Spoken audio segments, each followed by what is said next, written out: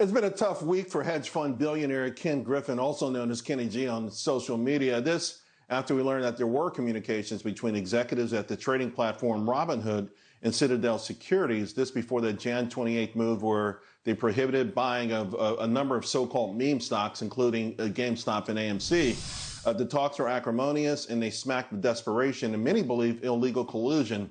It was highlighted by this internal chat message on January 27th, where Robinhood President Jim Swartwout said, "You wouldn't believe the convo had with Citadel.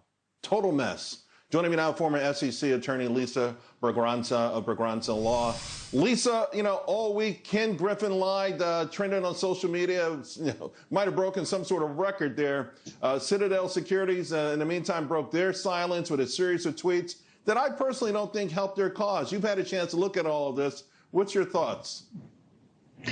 Thanks, Charles. It's pretty amazing when you see a big, sophisticated company like Citadel respond to this kind of criticism. I mean, honestly, they stopped listening to their lawyers and started listening to their PR folks. And the tweets don't really help. I absolutely agree with you. Lots of stuff that they're saying is, vintage back from January, February of this year. It does not reflect the new information that just came out. So it's a little puzzling. Yeah, and then there's a Citadel Securities, there's Citadel, the hedge fund, there's a lot of ways you can technically say, no, we didn't speak to them because another entity did. And they're sort of all under the umbrella of Ken Griffin. And I just think what people are looking for here is just greater transparency. At this point, since, I don't know, do they wait for the case to come to a conclusion? People out there really now say they smell a rat and they think something is wrong. I think the information that came out in the most recent class action complaint filing was pretty explosive.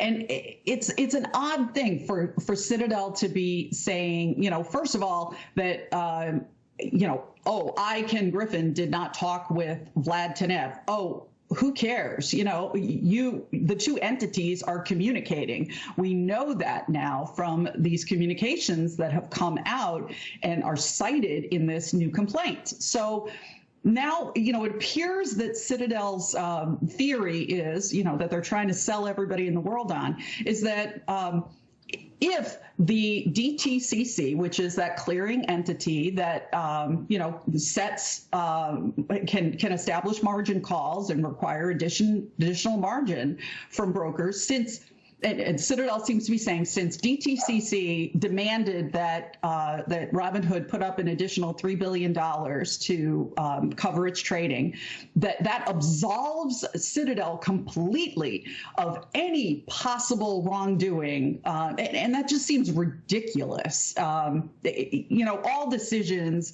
made by companies, by individuals, are the function of a whole lot of information, and to say just because there happens to be this great email from Citadel's standpoint, demanding $3 billion, that does not whitewash everything else. So I think it's going to be really important for the SEC and for class action lawyers and frankly for the public, given that Citadel has decided that wants to talk about this in the public realm.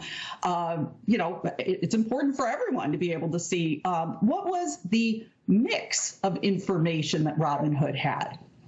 I mean, there were all kinds of things that Robinhood was probably considering at that time. When you're talking to DTCC and they are telling you have to put up an additional $3 billion, I am sure that it's just not an on-off switch.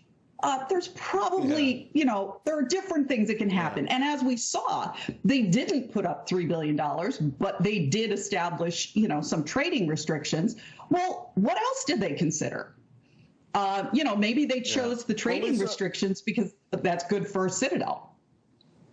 Yeah, and that's the question. And, a lot of people are drawing their own conclusions, but certainly there's something there, right? When they say there's, if you see smoke, there might be fire. With these emails and these correspondence that now are available to the public, I think it's been a game changer. We'll see. Always appreciate your legal mind. It's great to have someone who's with the SEC help us navigate this stuff.